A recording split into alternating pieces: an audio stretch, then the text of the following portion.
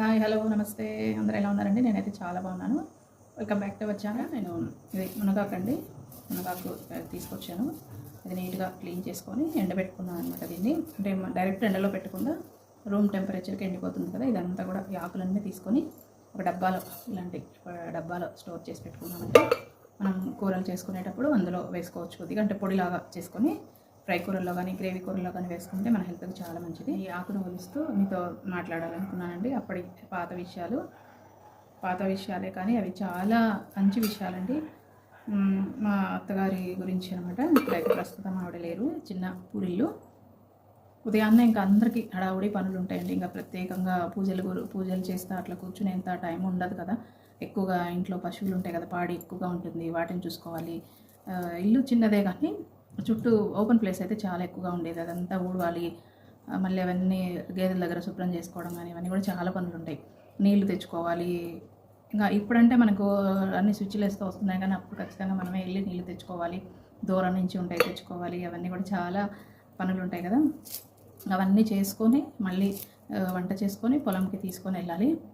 ఇంకా పూజలు చేసేదానికైతే ప్రత్యేకంగా టైం అయితే ఉండదు. ఉదయం అయితే అంతంగా హడావుడిగా వెళ్ళిపోతారు, అందరు పొలం వెళ్ళిపోతారు. మళ్ళీ సాయంత్రం వస్తారు. సాయంత్రం వచ్చిన తర్వాత ఇంకా 4కి 5కి అలా వచ్చేవారు అనమాట. ఇంటికి వచ్చిన తర్వాత ఆవిడ ఇల్లంతా మళ్ళీ శుభ్రం చేసుకొని స్నానం చేసి సంధ్యాదీపం పెట్టేవాళ్ళు. ఆ దీపం కూడా ఎలా అంటే ఒక మూకుడు ఉంటుందండి, మరీ పెద్దది కాదు మరీ చిన్నది కాదు, మీడియం సైజులో ఉంటుంది. ఆ మూకుడులో ఆముదం పోసి 2 ఒత్తులు వేసి దీపం వెలిగించేవారు. అప్పుడు కరెంటు, ఈ లైట్లు ఇవన్నీ కూడా అంత ఎక్కువగా ఉండేవి కాదండి. ఒక చిన్న బల్బు మాత్రమే ఉండేది. ఆ పూరి గుడిసెలో ఒక చిన్న రెండు రూములు, అట్లా 2 రూములే ఉండేవి అనమాట. ఒకటి వంట రూము, ఒకటి ధాన్యం అవి పెట్టుకునేదానికి ఉండేదన్నమాట. అక్కడే మేమంతా కూడా కూర్చునేవాళ్ళం. వంట రూమ్లోనే అక్కడే మేము కూర్చొని భోజనం చేసేవాళ్ళం. ఆముదం వేసి, ఆ మూకుళ్ళు ఆముదం వేసి 2 ఒత్తులు వేసి సంధ్యాదీపం పెట్టేవారు.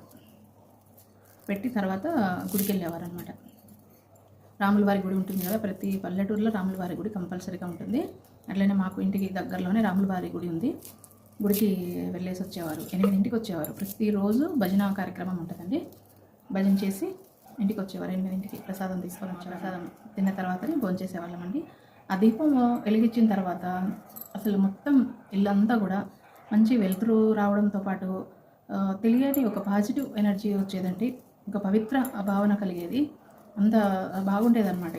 ఎలాంటి హంగులు ఆర్భాటాలు ఏమీ లేవండి. సింపుల్ పూజ. 2 ఫోటోలు ఉంటాయి. దేవుడికి మనస్ఫూర్తిగా దండం పెట్టుకొని దీపం వెలిగించుకొని ఆయన ముందు ఒక 10 నిమిషాలు అలా నుంచునేవారు. అంతేనండి. ఎలాంటి ఆర్భాటం హంగామాలు అవన్నీ కూడా ఏమి ఉండేవి కాదండి. అప్పుడు చక్కగా అలా చేసుకునేవారు అన్నమాట.